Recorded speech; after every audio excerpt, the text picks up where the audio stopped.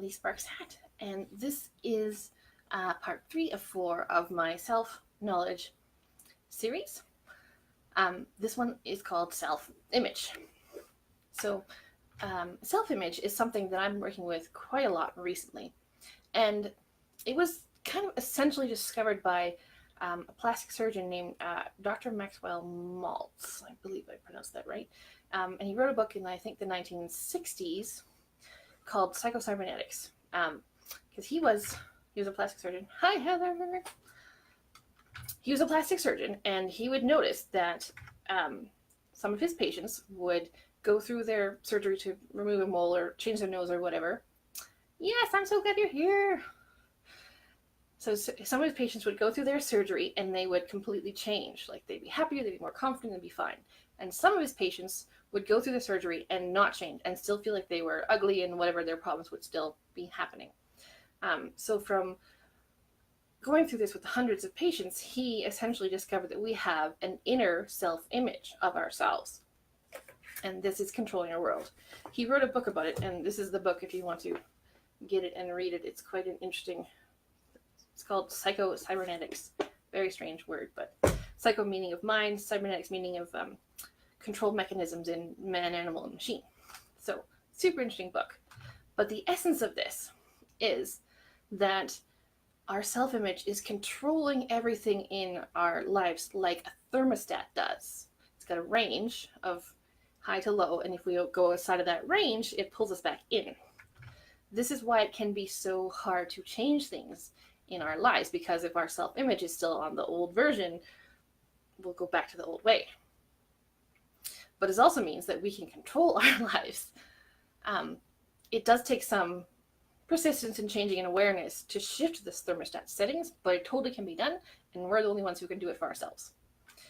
So, like, if you're on some kind of fitness journey, you want to release some weight, or you want to gain some muscle, whatever it is you're changing on your physical appearance, if you don't change your inner self-image, likely it is you'll go back to how it was after you've applied all your willpower and done the diet or whatever it is that you've done.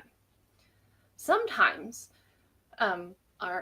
we change our self-image by taking the journey of whatever. So on the fitness journey, we've changed our self-image because stuff has shifted in us, and the changes can be more permanent. More often than not so much. So that's the essence of the self-image thing. Another thing to really know is that generally as humans, we have an intense programming to look for what's negative as over to what's positive. And this is partly because of, from the bit of research I've done, it's like more of the evolutionary type of tendency. So in centuries ago, if Bob went and ate berries off of this bush and then he got sick and died, we'd have to remember that this bush is bad, and that's because that's important for survival. Hi, Crystal. Thanks for joining me live. So this is partly why we are so automatically programmed to just look for the negative, because negative things can impact our lives and kill us, essentially, right? So you can totally change this in your life as well. It just takes a little bit more awareness of going, oh, I'm doing that thing, and I'm choosing now to look at the positive side of this. This happens so often. Hello, Paula. When we are embarking on things out of our comfort zone, our brains are trying to help us by using their automatic programming stuff to say, what if this bad thing happens? What if this happens? And we get all in our heads of this worry and stuff, and we're kind of visualizing and creating a thing we don't want. So be aware of this when we do it, because sometimes we're not even aware. I wasn't for a lot of years. I'm quite aware now. And then choose to say, no, that's just my silly brain path. I'm going to choose, what if it's awesome?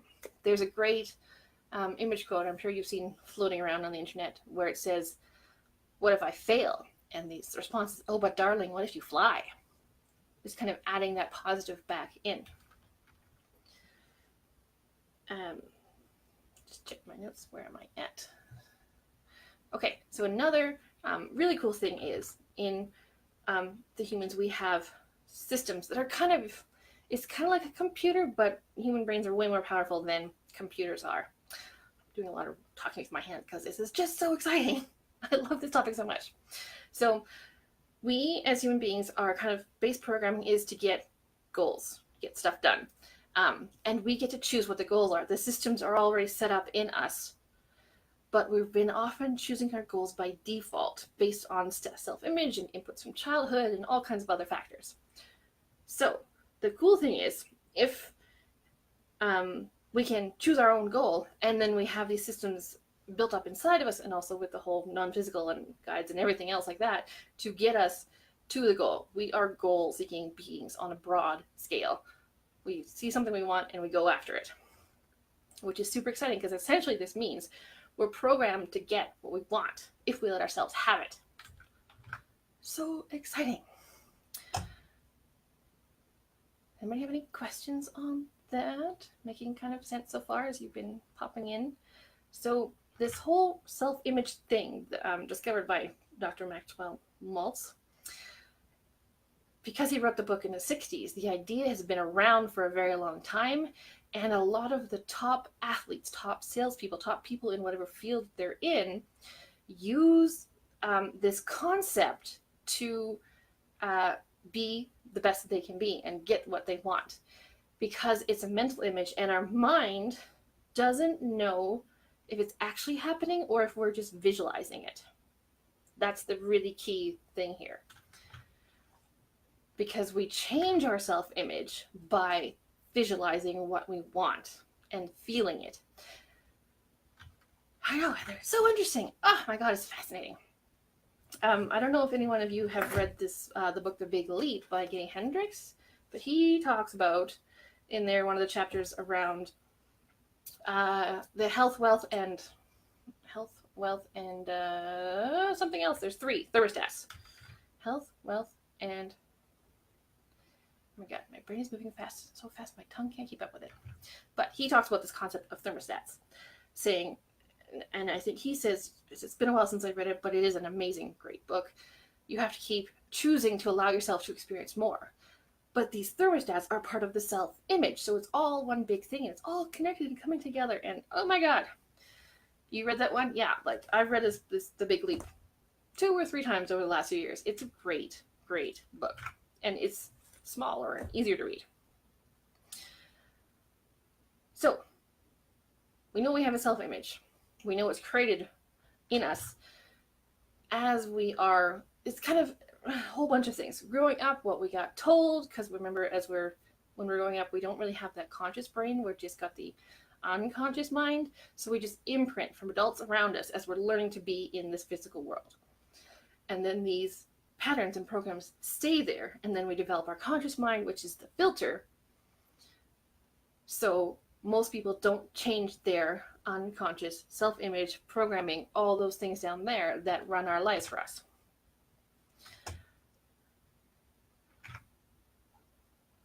Health, wealth, feeling good. Yes. Okay, so how to change our self-image, as I think I might have mentioned, is by doing visualizations, but I'm going to go really into this in a minute here. For any of you who now are hearing this and going, ugh, well, I'm not visual, you are. Visual senses are, and visuals and imaginations are kind of like muscles. They atrophy if we don't use them, but then you can, build them up. And part of how you do this is, because I'm going to be teaching this in a course in a couple of weeks that I'm super pumped about. But if you think you're not visual right now, pull to mind, think about your front door to your house. You've gone in and out of that hundreds of times. What does it look like? And if you think you're not visual, there's probably some other sense that is taking over that one for you. So is there a sound? Is there a smell? Is there a sense of texture? What are you getting from pulling your front door to mind? What's interesting about this exercise, like that is what your visuals are. Some people think they're not visual, but really they're using their visuals all the time. When I do the whole pull to mind the front door, I see the front door from the house I did most of my growing up years in, not my current front door where I live. I think this is partly because the front door from where I grew up was really an interesting, unusual front door. It had a lot of embossed textures, and things like that, whereas the front door I have right now has got a screen in front of it, and I just have trouble pulling that to mind in the detail because I don't ever really look at it. But I can see the lock where I put the key. So this is how you build up your visualization muscles. You visualize things, and now that you have your front door, and you might need to take it not on the, like, wait till after the live is done and then try again. Pull to mind your front door, see what shows up. Sometimes it takes a little bit of time. So is there a smell? Is there a sense of what you're standing on? Can you just see where you put the keyhole? Sometimes closing your eyes will help. Sometimes staring off in the distance at more of a blank wall is easier.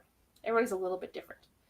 Now that you've got a sensation, an image, a total sensory picture of your front door, get rid of it in your mind. So blow it up, shrink it down until it's nothing, set it on fire until nothing goes away, and then you have a blank white screen, or black, whatever one you want to pick, and then build it again. This is reps to build your visual imagination muscles. Make sense?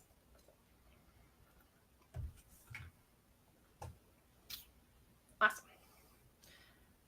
There are so many cool things you can do once you've built up these visualization muscles, and I'm going to teach it combined with visual intuition. So getting information about images and healing and things. I'm excited. Okay. Front door exercise, just take notes here.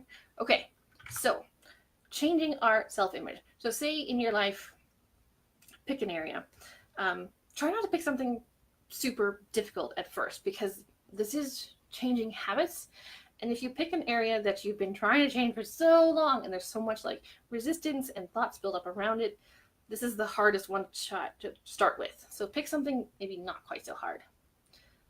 Like I want to get up early in the morning, or I want to wake up and feel energetic. I want to get myself more moving, or whatever it is. I want to make this much money. So whatever it is you pick, then what you want to do is write it down before you start the visualizing thing. Writing is easier for a lot of people to just get into a visualizing thing. So you want to write, essentially what you're doing is you're writing a little story of how you want your life to be. And you want to write it in the present tense. This is kind of similar to what I taught some months ago in the spring around forward writing. Same kind of principles. Present tense, already got it, already experiencing it. And then you want to be, as you're writing, feeling it. And once you've kind of written it down and you've built the picture with the words, then you can kind of step into the movie that you've created for yourself in your mind. So you want to sit there and you want to relax and you want to like kind of be visualizing, but really feeling the feelings of what it feels like to have that. And you don't have to do it very long. 15 minutes is enough. If you can't fit 15 minutes in your day, little 5-minute chunks, like 3 little 5-minute chunks, morning, noon, and night, would be fine. And you want to do this every day for at least 21 days. Most people seem to need more, like 30. It takes 21 days to change a habit thing came from when they were trying to send astronauts to the moon, I believe it was, kind of in the 60s too, where they had the astronauts wear these glasses that essentially inverted the world, so up was down and left was right. They had them wear this every time, all the time they were awake, and it took the astronauts' brains 21 days before they would stop reaching in the wrong direction for things, to rewire essentially how to do stuff. So that's where the whole it takes 21 days to change a habit comes from. Most people really seem to need around about 30, because we get busy and then we forget a day, so we have to add in a few more. So create your visualization of what you want. You can choose anything. You can choose everything if you really want to, but know if you're going after everything, this will bring up a lot of your old programs, and you will hit the dipping point where you're like, oh, I can't do this anymore, or you'll just forget. So start with something smaller. It's much more easy. And easy is awesome because then you get success and they say, yes, this does work, and then you can tackle the bigger ones.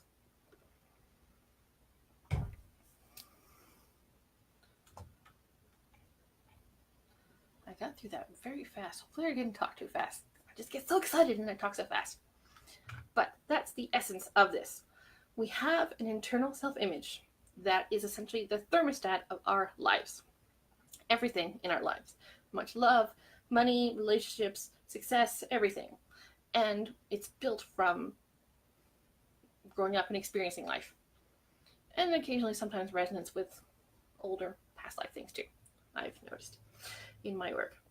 And we can change a self-image. We're the only ones who can do that for ourselves. So you want to be aware of how you are acting, how you experience things.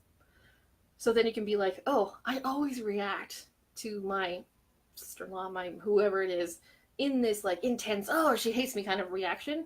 And I'd rather not do that anymore. I don't like this anymore. So I want to change this part. Self-knowledge is so important as you're trying to be your best self and go after your goals in the world, because we have these old program files and they just run our lives. And if we're not aware, it's harder to change them. It's not impossible, but it's easier to change something in our behavior and ourselves if we know what it is and then can say, oh, I don't like this choice anymore. I'm going to choose differently. And then we change that by building the story, the movie of what we want to change. First, it's easiest in writing. If you're not writing, you could speak it, but you want to get a nice visual sensation, sensory. So not just visual, but add in some other of the senses. If there's smells or sights or sounds. Some people who have had trouble visualizing their body in a different shape than it is currently, it's often easier, instead of seeing like just a body standing there, see your body how you want it to be, doing stuff you want to do. So if you wanted to release some weight because you want to go hiking or skiing or play with your kids in the playground and feel awesome, whatever it is, it's sometimes easier to visualize the activity than just trying to build the body. And then you need to go into the feeling space, the visualization movie picture you've done, and feel it. Is that like the idea of living like your future self, who you want your future self to be? Yes. Yes, when we're doing this kind of work, it gets a little funky in the head around with the time stuff, but we're seeing the future as the present. Makes kind of sense. In the forward writing that is so useful and good for this kind of thing as well, you write what you want in the future as though you've done it already in the past. So it's kind of a weird back and forth thing. But this stuff really, really works. I've been dabbling with it and skirting around because all of these things I'm learning about are kind of all coming together, and it's such an awesome, cool thing when this happens. But the forward writing that I learned about last year, and now the self-image, is just got it broaden the picture, because you can use it to change anything in your life. And if you're consistent and persistent with it for at least that month period, things will have changed. You might need a little more time. You might want to alter it, how it goes. If you find that you consider yourself to not be visual,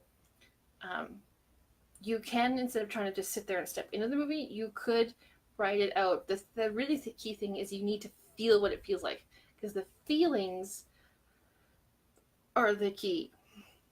The feelings send out the vibrations, which then match, and that comes into our lives. Whole law of attraction, everything like that. So I hope that makes sense. I hope you got stuff out of it. I really invite you to try it with something in your life and then come back and let me know how it went. All right. Bye.